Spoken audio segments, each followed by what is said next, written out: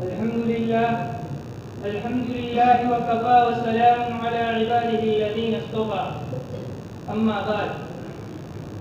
آج میں آپ حضرات کے سامنے حضرت عائشہ رضی اللہ تعالی عنہ اور افتاء کے عنوان پر کچھ گفتگو کرنا چاہتا ہوں.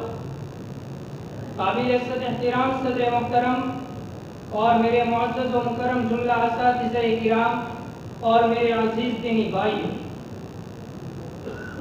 حضرت عائشہ رضی اللہ تعالی عنہ کے فضل و کمال کے جو دلائل و شواہد ابھی آپ حضرات کے سامنے بیان کیے گئے، ان سے یہ قیاس ہو سکتا ہے کہ حضرت عائشہ رضی اللہ تعالی عنہ نے حضرت صلی اللہ علیہ وسلم کے بعد اپنی زندگی کے بقیہ 40 برس کس مرجعیت عام اور مقتدیانہ حیثیت سے بسر کیے ہوں گے، لیکن ہمارے پاس خوش قسمتی سے ایسی تحریری شہادتوں کا ذخیرہ بھی موجود ہے جن سے یہ قیاس یقین اور قطعیت کے درجے تک پہنچ جاتا ہے.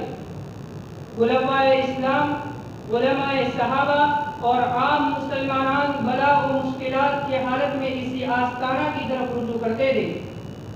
محدثین نے کثرت و قلت فتاوی کی بنا پر علماء صحابہ کے 3 طبقات قرار دیے ہیں. طبقہ اول، جس کے فتاوی اگر مستقلاً علیحدہ طور پر جمع کیے جائے تو ایک ضخیم جلد تیار ہو جائے. طبقہ دوم میں وہ اشخاص ہیں جن کے الگ الگ فتاوی ایک رسالے کے وقت رہے. تیسرے طبقے کا مجموعہ فتاوی ایک رسالے کے برابر ہے. طبقہ اول میں حضرت عمر رضی اللہ تعالی عنہ، حضرت علی رضی اللہ تعالی عنہ، حضرت عبداللہ بن مسعود، حضرت زید بن ثابت، حضرت عبداللہ بن عباس، حضرت عبداللہ بن عمر رضی اللہ تعالی عنہم اجمعین ہے. اور اخیراً زوجہ رسول جگر گوشہ صدیق ام المؤمنین حضرت عائشہ صدیقہ رضی اللہ تعالی عنہ، ان کے فتاوی اس کثرت سے احادیث میں موجود ہے کہ اگر ان کو یکجا جمع کیا جائے تو ایک مستقل دفتر تیار ہو جائے. حضرت عائشہ رضی اللہ تعالی عنہ نے حضرت صلی اللہ علیہ وسلم کی وفات کے بعد ہی اپنے پیدر بزرگوار کی زندگی ہی میں مرجعیت عام اور منصب افتاء حاصل کر لیا تھا، اور آخر زمانہ تک بقیہ خلفائے راشدین کے زمانوں میں بھی وہ ہمیشہ اس منصب پر ممتاز رہی. حضرت قاسم رحمۃ اللہ علیہ جو صحابہ کے بعد مدینہ کے 7 مشہور تابعوں میں شمار ہوتے تھے، وہ فرماتے ہیں کانت عائشہ قد استقلت بالفتوى في خلافة ابی بکر وعمر وعثمان وهلم جرا الى ان ماتت رحمہ اللہ، کہ ہم اصحاب محمد صلی اللہ، حضرت عائشہ رضی اللہ تعالی عنہ نے حضرت ابوبکر صدیق رضی اللہ تعالی عنہ کے عہد خلافت ہی میں مستقل طور سے افتاء کا منصب حاصل کر لیا تھا. حضرت عمر رضی اللہ تعالی عنہ، حضرت عثمان رضی اللہ تعالی عنہ، اور ان کے بعد آخر زندگی تک وہ برابر فتوی دیتی رہی. محترم سامعین، مدینہ اکابر صحابہ کا مرکز تھا. خلافت شیخین تک حضرت عمر رضی اللہ تعالی عنہ، حضرت علی رضی اللہ تعالی عنہ، حضرت عبداللہ بن مسعود، حضرت ابو موسیٰ اشعری، حضرت زید بن ثابت، حضرت معاذ بن جبل، حضرت عبد الرحمن بن عوف، حضرت ابی بن کعب، حضرت ابو درداء رضی اللہ تعالی عنہ کا شان اسلام کے اساتید علم فتاوی تھے.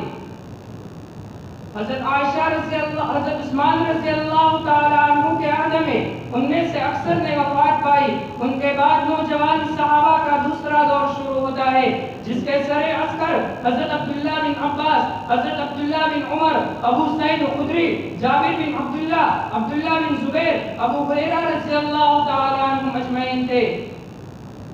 حضرت عائشہ رضی اللہ تعالی عنہ نے اس صغر سنی اور کم عمری کے باوجود، جیسا کہ میں نے ابھی آپ کو بتلایا، اول ہی دور سے اکابر صحابہ کی زندگی ہی میں افتاء کا منصب حاصل کر لیا تھا. بڑے بڑے صحابہ کبار معضلات امور میں ان کی طرف رجوع کرتے تھے. جامع ترمذی میں ہے ما اشکل علینا اصحاب محمد صلی اللہ علیہ وسلم حدیث قط فسألنا عائشة الا وجدنا عندها علما، کہ ہم اصحاب محمد صلی اللہ علیہ وسلم کو کبھی کوئی مشکل مسئلہ پیش نہیں آیا لیکن حضرت عائشہ رضی اللہ تعالی عنہ کے پاس اس کا علم موجود پایا۔ حضرت عبداللہ بن عمر رضی اللہ تعالی عنہ اور حضرت ابن عباس رضی اللہ تعالی عنہ دونوں اکابر صحابہ میں سے ہیں جو فقہ اور اجتہاد میں حضرت عائشہ رضی اللہ تعالی عنہ کے برابر تھے۔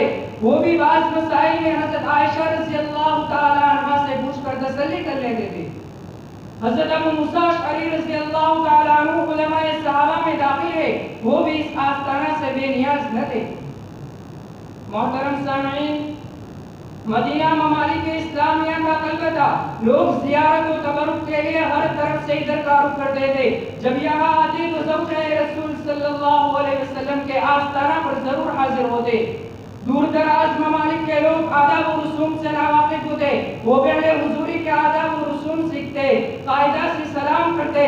حضرت عائشہ رضی اللہ تعالی عنہ ان سے عزت و تعظیم کے ساتھ پیش آتی، بیچ میں پردہ حائل ہوتا، لوگ مختلف مسائل اور شکوک و شبہات پیش کرتے، جوابات سن کر تشفی پاتے۔ اگر کسی سوال پرسش میں سائل کو حیا آتی تو ان اللہ لا یستحی من الحق کے مطابق اس کی ڈھارس بن جاتی، فرماتی میں تو تمہاری ماں ہوں، ماں سے تو کیا پردہ۔ حضرت عائشہ رضی اللہ تعالی عنہ کا سالانہ حج کبھی ناکا نہیں ہوتا تھا۔ موسم حج میں حضرت عائشہ رضی اللہ تعالی عنہ کے خیمے میں جو کوہ طبیر کے دامن میں نصب ہوتا تھا، سائلوں اور مستقبلیوں کا ہجوم ہوتا۔ کبھی خانہ کعبہ میں زمزم کی چھت کے نیچے بیٹھ جاتی اور تشنگان علم کا سامنے پڑا جم جاتا۔ لوگ ہر قسم کے مسائل پوچھتے اور وہ قرآن و حدیث سے سب کے جوابات دیتی۔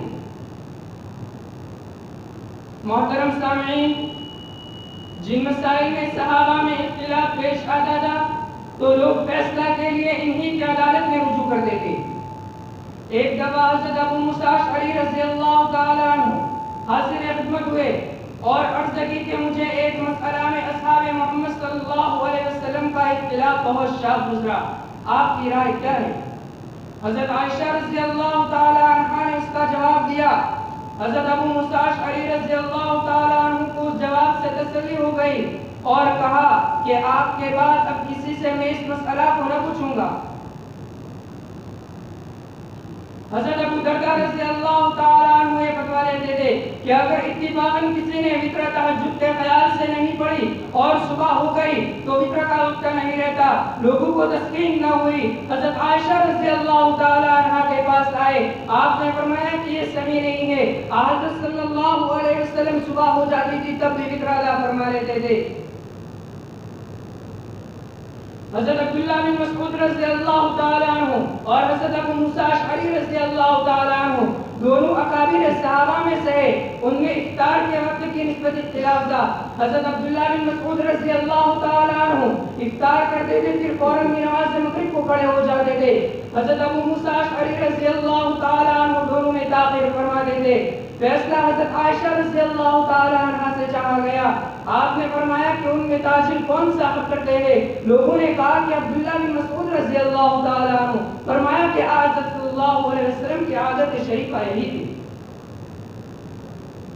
محترم سامعین، حالت اگر کوئی شخص حج کے لیے نہ جائے اور اپنی قربانی کا جانور یہیں سے کعبہ یعنی مکہ مکرمہ کو روانہ کر دے تو اس شخص کی کیا حالت سمجھی جائے گی؟ حضرت ابن عباس رضی اللہ تعالی عنہ یہ فتویٰ دیتے تھے کہ وہ بحالت حج سمجھا جائے گا اور حاجی پر جو پابندیاں عائد ہوتی ہے وہ تمام پابندیاں اس پر بھی عائد ہوتی ہے۔ مروان زیاد بن امیہ امیر معاویہ کی طرف سے حجاز کا والدہ، اس نے مستقبی کو حضرت عائشہ رضی اللہ تعالی عنہ کی خدمت میں بھیجا۔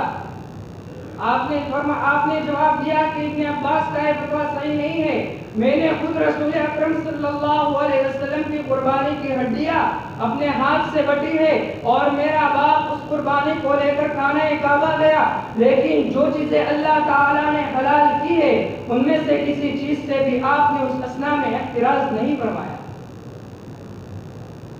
حضرت ابو ہریرہ رضی اللہ تعالیٰ عنہ یہ فتویٰ دیتے تھے کہ اگر رمضان میں صبح ہو جائے اور کسی انسان کو غسل کی ضرورت ہو تو اس کا روزہ اس دن کا درست نہ ہوگا۔ ایک صاحب نے حضرت عائشہ رضی اللہ تعالی عنہا سے اور ان کے بعد حضرت ام سلمہ رضی اللہ تعالی عنہا سے جا کر فتویٰ پوچھا. آپ نے فرمایا کہ یہ صحیح نہیں ہے. رسول اللہ صلی اللہ علیہ وسلم کا عمل اس کے خلاف تھا. مروان ان دنوں امیر مدینہ تھا. اس نے مستفتی کو حضرت ابو ہریرہ رضی اللہ تعالی عنہ کی خدمت میں بھیجا.